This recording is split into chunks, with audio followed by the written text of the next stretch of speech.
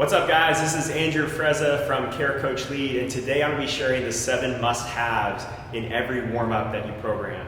And we're going to be talking about this mainly from a group class setting. This is also applicable in a one-on-one personal training setting as well. But the framework we're going to be talking about is mainly in group classes. How can we design great warm-ups that is going to set us up for success that day and help us improve long-term? So the very first goal of any warm-up that we need to accomplish is we need to be able to elevate the heart rate, and we need to be able to increase blood flow to the entire body. You know, for me personally, I also really like to sweat. I sweat pretty easily, so that's my rule of thumb with this, is elevate the heart rate, increase blood flow, and sweat a little bit, but I know that's not going to be the case for everybody on that.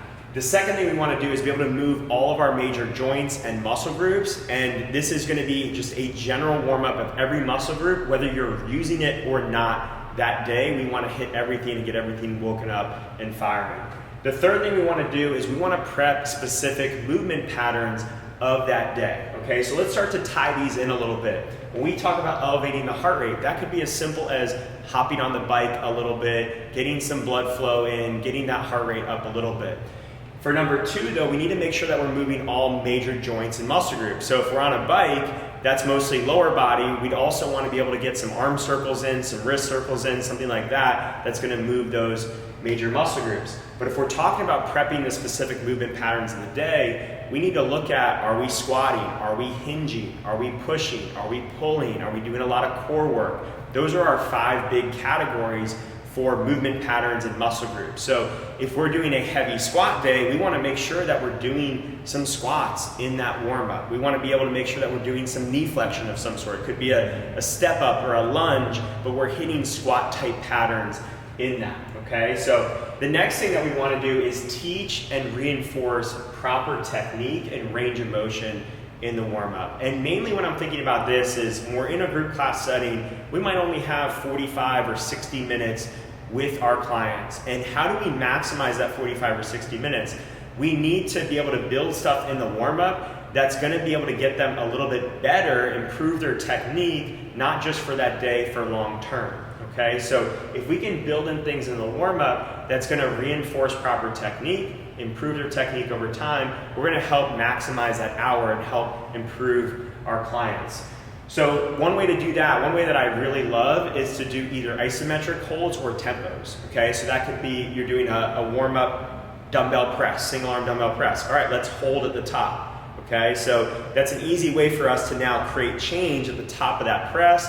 Make sure, again, we're hitting full range of motion, and that's an easy way to add a small element that's going to make a huge difference for that warm-up. It might be a tempo on a squat where we're going to hold the bottom position, and it gives us a chance as a coach to make adjustments in that warm-up, and athletes are going to be more open to it, more susceptible to being coached because they're holding positions.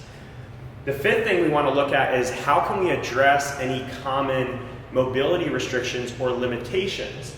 And when most people see this, I think they think about stretching and like mobility WOD, Kelly Starrett, we're going to pull out a bunch of bands and do things like that. It can be that on certain days, but it doesn't have to be that. It can just be simple movements that start to open up ranges that we need for a given day. So if we're going to be doing push-ups as an example, we probably want to get the wrist prep. That's going to be probably the limiter in a push-up. If we're doing a handstand push-up, we really want to get the wrist prep. We also want to get the shoulders prepped as well. If we're going to be going power cleans or front squats, we want to think about the wrists, the lats. We want to think about the ankles, all right? The ankles are going to come into play on any type of squat that we might do, especially an overhead squat.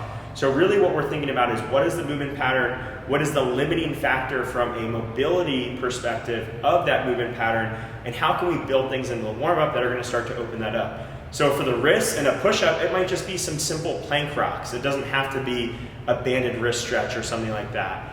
For a squat day, it might be something like a Cossack squat where you're diving into the ankles a little bit and you don't necessarily, again, need to pull out any bands or things like that to stretch out those ankles. But if we can address those limitations, it's going to set our athletes up for success that day.